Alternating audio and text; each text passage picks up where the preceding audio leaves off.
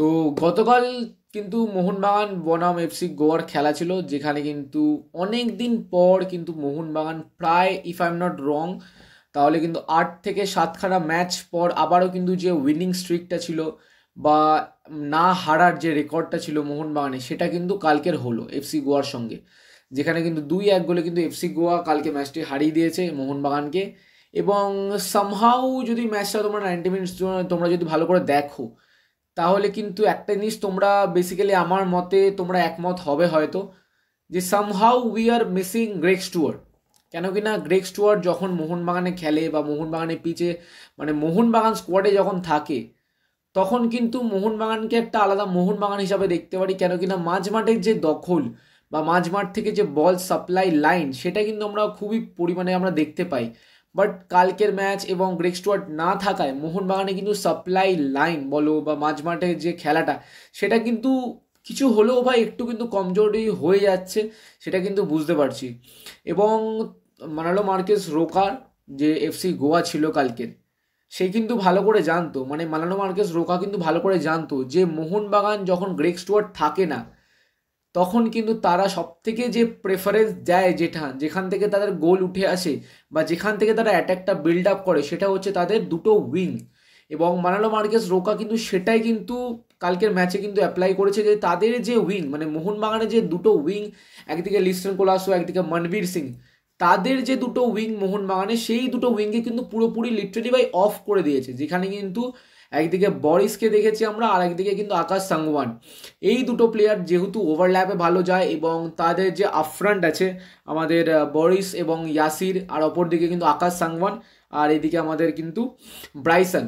এই যে চারটে প্লেয়ার, দুজন নিচে মানে তোমার লেফট ব্যাক এবং রাইট ব্যাক, আর দুটো উইঙ্গার, এদের যে ওভারল্যাপ, তো এই ওভারল্যাপের জন্য কিন্তু মোহনবাগান অনেকটা প্রেশার ক্রিয়েট হচ্ছিল তাদের উইংয়ে, এবং তাদের উইংটা কিন্তু পুরোপুরি অফ হয়ে গেছিলো। তো সেখান থেকে দাঁড়িয়ে যদি বলি মোহনবাগানের কথা, যে দুটো গোল কালকে খেয়েছে, দুটোই গোল কিন্তু টোটালি ডিফেন্সিং এরারের জন্য। যতটা 90 মিনিটস দেখেছি, আমি জানি না তোমরা কতটা একমত হবে, বাট যতটা আমি দেখেছি ততটা তোমাদের সঙ্গে শেয়ার করছি, যে দুটো গোলের ক্ষেত্রেই কিন্তু ডিফেন্সিং এরার কিন্তু আমি দেখতে পেয়েছি। প্রথম গোলটা যেটা কিন্তু আশিস রায় পুরোপুরি, মানে ওই যে জায়গাটা যেখান থেকে তোমার ব্রাইসন ফার্নান্ডেজ যে গোলটা মারলো আর কি, মানছে ওটা ডিফ্লেকশন হয়েছে, বিশালকে কিছু করার ছিল না, বিশালকে আগের থেকে অ্যান্টিসিপেট করে দিয়েছে একটা বল জাজ। গোলকিপারদের কি হয়, গোলকিপার যখন তুমি একটা বল শট মারো বা যে কোনো কিছু হয় না, যখনই প্লেয়ার শট মারে না, তখনই কিন্তু গোলকিপারের বডিটা যেই জায়গায় একটা অ্যান্টিসিপেট করে দেয়, একটা মাথায় মধ্যে নিয়ে নেয় যে বলটা কিন্তু ওখানে আসতে চলেছে, তো আমি ওখানে অ্যান্টিসিপেট করব। তো সেই কাজটাই কিন্তু বিশাল ক্যাত করেছিল কালকের ম্যাচে, এবং বিশাল ক্যাতের কোনো দোষ নেই, পুরোপুরি ওখানে ডিফেন্সিং এরার। কেন কিনা ব্রাইসন যেখানে বলটি পেয়েছিল, সেখানে কিন্তু আগে থেকে তুমি যদি ওপেন করে দাও জায়গাটা, তো অবশ্যই ভাই সেখান থেকে তো, মানে কি বলবো, তোমাকে তো অবশ্যই চান্স তুমি যদি দাও প্লেয়ারটাকে, তো সে তো অবশ্যই শট মারবে।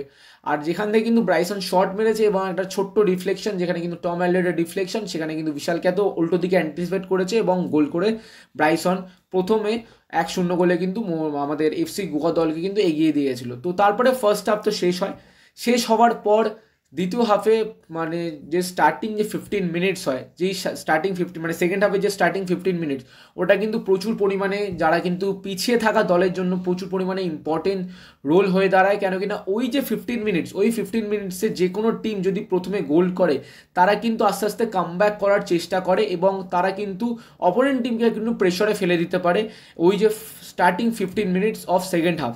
তো সেখান থেকে কিন্তু ডিমিট্রি পেট্রাটস একটা বলতে পারো পেনাল্টি আর্ন করেছে, এবং পেনাল্টিতে কিন্তু গোল মেরেছে পেট্রাটস।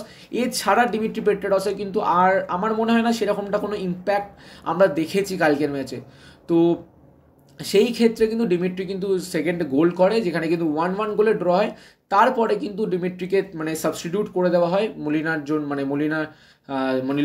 মলিনা তাকে সাবস্টিটিউট করে দেয়, এবং তাকে কিন্তু বেঞ্চে নিয়ে যাওয়া হয়। তখন কিন্তু বেঞ্চে যখন আমাদের পেত্রাতস চলে যায়, তখন কিন্তু তাকে আমরা দেখতে পেয়েছিলাম যে একটা আইস প্যাক তোমার তার থাই বলো বা পেশি বলো, সেখানে কিন্তু সে লাগাচ্ছিল। তো সেখান থেকে একটা ইনজুরি কনসার্ন তো হালকা মতন হয়ে গেছিলো, ইনজুরি হয়ে গেছিলো হালকা, সেরকমটা কোনো চাপের বিষয় নেই, সেটা কিন্তু পরবর্তীকালে আমরা জানতে পারবো। বাট বিষয়টা সেটা না, এই যে মোহনবাগানকে আমরা দেখছি যে দেখো উইং তো অফ হয়ে যায়, তাহলে মোহনবাগান খেলবেটা কোথা দেখবে, সেটা তো ভাবতে হবে না। তো সেখান থেকে দাঁড়িয়ে কিন্তু মাঝমাঠ, তো উইং অফ হলে মাঝমাঠ খেলবে, এবং মাঝমাঠ যদি ঠিকঠাক থাকে তাহলে কিন্তু উইংটাও মাঝে মাঝে ওপেন হয়ে যায়। তো সেই জায়গা থেকে কিন্তু টোটালি কিন্তু ব্লক করে দিয়েছে দুটো উইংকে মানালো মার্কেস রোকা, তোমাদের যেরকমটা বললাম একটু আগে। আর যেখান থেকে আমরা সত্যি কথা বলতে ফুল 90 মিনিটস ধরে কিন্তু আমরা গ্রেগ স্টুয়ার্টকে প্রচুর পরিমাণে মিস করছিলাম, কেন কিনা গ্রেগ স্টুয়ার্ট যেই লেভেলের প্লেয়ার, সেখান থেকে আমরা কিন্তু সামহাউ যেটা বললাম যে মাঝখান থেকে কিন্তু বল যে থ্রু বলো বা বল সাপ্লাই, সেটা কিন্তু প্রচুর পরিমাণে মিস করছিলাম কালকের ম্যাচে। আর যেখানে কিন্তু হোসে মলিনারও কিন্তু ট্যাকটিক্স কিছু, আমার অন্তত পার্সোনাল ওপিনিয়ন ছিল যে এই যে হোসে মলিনা গ্রেগ স্টুয়ার্ট না থাকায় তার যে পরিকল্পনা বলো, তার যে বিকল্প প্ল্যানিং বলো, সেটা কিন্তু একটু হলেও কিন্তু একটু প্রবলেম ফেস করছে। কেন কিনা আমরা দেখেছি গ্রেগ স্টুয়ার্ট না থাকায় যে মানে গ্রেগ স্টুয়ার্ট থাকলে তো মোহনবাগান খুব মানে হারে হারে না সেটা না, হারে, বাট সেইরাও লেভেলের খেলে হারে, মানে একটা তাও একটা পজিটিভ লেভেল খেলে তাও ব্যাড লাক থাকলে হারে। বাট এরা যেরকমভাবে কামব্যাক করছে বা যেরকমভাবে মানে হারতে হারতে জিতছে বা ড্র করছে, সেটা কিন্তু একদমই বলতে পারো প্রবলেম ফেস করতে পারে পরবর্তীকালে মোহনবাগানকে। কেন কি না গ্রেগ স্টুয়ার্ট না থাকলে যে মোহনবাগান চলবে না সেটা তো না ভাই, বাট সেটাই কিন্তু দেখা যাচ্ছে কালকের ম্যাচে। গ্রেগ স্টুয়ার্ট না থাকলে কিন্তু মোহনবাগানে এরকমটা প্রবলেম ফেস করছে, মাঝ মাঠে কোনো রকমের মানে প্লেয়ার নেই যে বল সাপ্লাই করতে পারবে সেন্টার ফরওয়ার্ডকে। আর একটা জিনিস যে আমি একটা জিনিস বুঝতে পারছি না, হোসে মলিনা কেন আমি তোমার আপুইয়ার সঙ্গে আমি সাহালকে খেলাচ্ছি। কেন কিনা সাহালের রোলটা আমরা ভালো করে জানি, সাহাল যে ক্রিয়েটিভিটি প্লেয়ার, সাহালের কাছে যে ক্রিয়েটিভিটি লেভেল আছে বা স্কিলস আছে সাহাল কিন্তু একটু অ্যাটাকিংভাবে খেললে কিন্তু সাহাল কিন্তু ফ্রিলি খেলতে পারবে এবং বল থ্রুও কিন্তু ভালো দিতে পারবে। সেটা কিন্তু আমরা কম বেশি সবাই জানি সাহালের ক্ষেত্রে। তো সেখান থেকে আমার যতটা মনে হয় ভাই আপুইয়ার সঙ্গে আমার অনিরুদ্ধ থাপাকেই দরকার। কেন কিনা অনিরুদ্ধ থাপা কিন্তু অ্যাজ আ ব্লকার হিসেবে বা সেন্ট্রাল মিডফিল্ডের যে রোলটা প্লে করে অনিরুদ্ধ থাপা, সেটা কিন্তু একদম প্রপার হবে তো মানে প্লে করে। আর অপরদিকে যদি সাহাল কিন্তু ডিফেন্সিং এবিলিটি বলো বা মাঝমাঠের এবিলিটি, সেটা কিন্তু একটু মানে করে না সেটা না, বাট ব্লকারের কাজটা থেকে বেশি অ্যাটাকিং ভাবে কিন্তু সাহালকে আমরা বেশি প্রেফারেন্স দিই সবসময়। বাট সেখান থেকে কিন্তু হোসে মলিনা এই যে চেঞ্জগুলো করে, তো সেখান থেকে আমার মনে হয় একটু বেটার ভাবা উচিত। আমি জানি ভাই কোচ আমাদের থেকে অনেক মাইন্ড শার্প, তাদের কোথায় কি করতে হবে তারা ভালো করেই জানে, বাট কিছু কিছু ক্ষেত্রে আমাদের ওপিনিয়ন আমরা দিয়ে দিলাম বা আমার নিজের পার্সোনাল ওপিনিয়ন আমি দিচ্ছি। তো তোমাদের যদি কোনো ওপিনিয়ন থাকে সেটা কিন্তু অবশ্যই কমেন্ট করে জানাতে একদম বলো না। তো আমি বেসিক্যালি আমি আমার ওপিনিয়ন দিচ্ছি, তো তোমাদের ওপিনিয়ন তোমরা কিন্তু কমেন্ট করে জানাতে ভুলো না। তো এটা তো বললাম, প্রথম যেটা বললাম যে ম্যানলো মার্কেস রোকা তো উইং অফ করে দিয়েছিল। তারপরে যেটা হচ্ছে আমাদের যে অনিরুদ্ধ থাপার সঙ্গে আমাদের আপুইয়াকে খেলানো দরকার। আর পরবর্তীকালে যে আমরা একটা জিনিস দেখেছি আমাদের মোহনবাগানে, তো দেখো এমন এমন সময় হয় না যে আমরা হয়তো যে কোনো আগের ম্যাচটাই উদাহরণ তোমাদের দিই, যে আগের ম্যাচটা তোমরা যদি দেখো যে আমরা কিন্তু হারতে হারতে কিন্তু কামব্যাক করি, যেটা কিন্তু অ্যালবার্টো রড্রিগেজ। আর আমরা কিন্তু টোটালি কিন্তু ইন্ডিভিজুয়াল ব্রিলিয়েন্সির জন্য কিন্তু আমরা সব প্রত্যেক কটা ম্যাচ বেরিয়ে যাচ্ছিলাম। আর কালকের একটা কোনো ইন্ডিভিজুয়াল ব্রিলিয়েন্সি হয়নি বলেই কিন্তু কালকে আমরা ম্যাচটা বেরোতে পারছি না। আর মোহনবাগান দলেরকে কিন্তু আমরা এখনও একটা জিনিসই বলছি যে যতক্ষণ না মোহনবাগানের টিম গেম হবে, প্রপার টিম গেম, ততক্ষণ কিন্তু আমরা ভালো করে খেলতে পারবো না। কেন কিনা যখন একটা টিম ডিফেন্স বলো, মাঝমাঠ বলো এবং অ্যাটাকিং লাইন সবকটাই একসঙ্গে ঠিকঠাক করে খেলতে পারবে না একটা ম্যাচ, তখনই কিন্তু সেটাকে টিম গেম বলা হবে। এবং সেখান থেকে ভাই তুমি লিটারেলি তুমি একটা জিনিস নোটিস করবে যে সেই ম্যাচটা কিন্তু আমরা টোটালি জিতেই যাব। ঠিক আছে, এরকমটাই কিন্তু মানে 70-80% চান্স যে যখন টিম গেম হয় তখন কিন্তু 70-80% চান্স আমরা টিমটা জিতে 3 পয়েন্ট নিয়ে বাড়ি ফিরবে, এরকমটাই কিন্তু একটা হয়, সাধারণত এরকমই হয়। বাট মোহনবাগানের ক্ষেত্রে কিন্তু সেটা হচ্ছে না, সব কিছু কিন্তু ইন্ডিভিজুয়াল, প্রত্যেকটা ম্যাচে কিন্তু একটা ইন্ডিভিজুয়ালের জন্য কিন্তু আমরা জিতছি। আর অপরদিকে যদি কথা বলি গ্রেগ স্টুয়ার্ট না থাকলে মোহনবাগানে যে কী অবস্থা হচ্ছে সেটা কিন্তু বুঝতেই পারছি।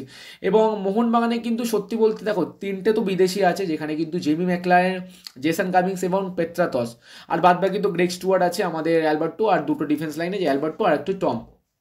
তো এই দুটো ক্ষেত্রে আর প্রথম যে সেন্টার ফরওয়ার্ড লাইনের যে ডিমিট্রি পেত্রাতস, জেসন কামিংস এবং আমাদের জেমি ম্যাকলারেন, তো এখান থেকে তিনজনের মধ্যে একজনও কিন্তু দুটো সেন্টার ফরওয়ার্ডকে ছেড়ে দিচ্ছে, প্রপার যে সেন্টার ফরওয়ার্ড যেটা হচ্ছে জেসন কামিংস এবং আমাদের জেমি ম্যাকলারেন, দুটো সেন্টার ফরওয়ার্ড ছাড়া যদি আমি পেত্রাতসের কথা বলি, পেত্রাতস কিন্তু আপাতত রাইট নাও পেত্রাতসের সেরকমটা ফর্ম আমরা দেখতে পাচ্ছি না, অফ ফর্ম যাচ্ছে, বাট পেত্রাতস হলে কি হবে ভাই, পেত্রাতসকে কিন্তু একটু বল সাপ্লাই লাইনটা বাড়াতে হবে যতক্ষণ না গ্রেগ স্টুয়ার্ট আসছে।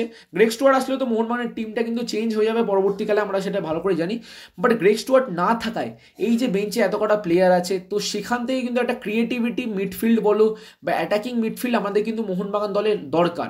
কেন কি না, গ্রেগ স্টুয়ার্ট আজকে ইনজুরি বলে মোহনবাগান ফেস করছে, যদি গ্রেগ স্টুয়ার্ট পরবর্তীকালে না থাকে তখন তাহলে কি করবে, তখন তাহলে আমরা এই খেলাটা দেখতে পারবো না, যেটা আমরা গ্রেগ স্টুয়ার্টের পা থেকে দেখে আসছি, বা অন্য কোনো প্লেয়ার যখন যখন ইন্ডিভিজুয়াল ব্রিলিয়েন্সে বের করছে। তো সেখান থেকে দাঁড়িয়ে একটা প্রপার অ্যাটাকিং মিডফিল্ড দরকার, যেখান থেকে কিন্তু ক্রিয়েটিভিটিটা তৈরি করবে, বল সাপ্লাই লাইনটা তৈরি করবে, যেখানে কিন্তু আমাদের সাহাল আছে, সাহালকে কিন্তু ওই জায়গাটা যেখানে নাম্বার 10-এর রোলটা কিন্তু প্লে করতে হবে, মানে অ্যাজ আ হোসে মলিনা প্ল্যানে কিন্তু ফেলতে হবে সাহালকে।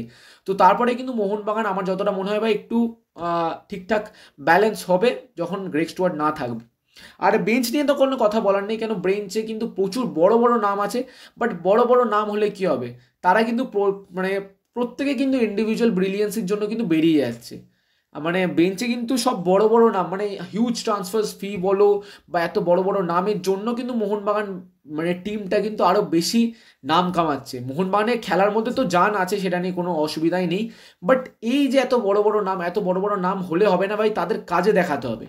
ঠিক আছে, আমরা হয়তো কালকের ম্যাচটা হেরেছি বলে হয়তো এত কথা বলছি, হয়তো জিতলে নাও হয়তো বলতে পারতাম, বাট আমার যতটা খেলা দেখে মনে হয়েছে সেটাই তোমাদের আমি শেয়ার করছি। কেন কিনা তোমরা একটা জিনিস ভালো করে জানো, যখন একটা টিম জেতে তখন কিন্তু কালকে যদি মোহনবাগান দল জিততো তাহলে কিন্তু যেসব মিস্টেক্সগুলো কালকে মোহনবাগান করেছে সেটা কিন্তু এত খুঁটিনাটি সেইটা সব কিছু মিলিয়ে কিন্তু কেউ আর এত কিছু বলতো না। ঠিক আছে, হয়তো কেউ কেউ বলতো, হয়তো কেউ কেউ বলতো না, বাট বেশিরভাগটাই কিন্তু চাপা পড়ে যেত মোহনবাগান যেসব মিস্টেক্সগুলো করেছে।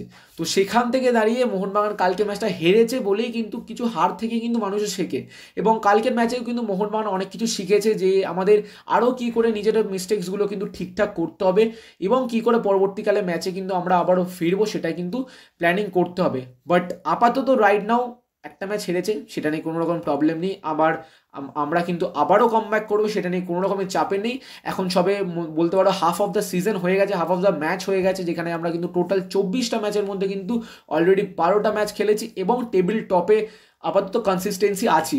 তো সেই কনসিস্টেন্সিতে থাকাই কিন্তু দরকার, এবং পরবর্তীকালে আস্তে আস্তে কিন্তু আরও টাফ ভাইটাল ম্যাচ হতে চলেছে। কেন কি না মানে বুঝতেই পারছো, সিজনের স্টার্টিং আর শেষটা কিন্তু বলে একদম আকাশ পাতাল তফাতে হয়।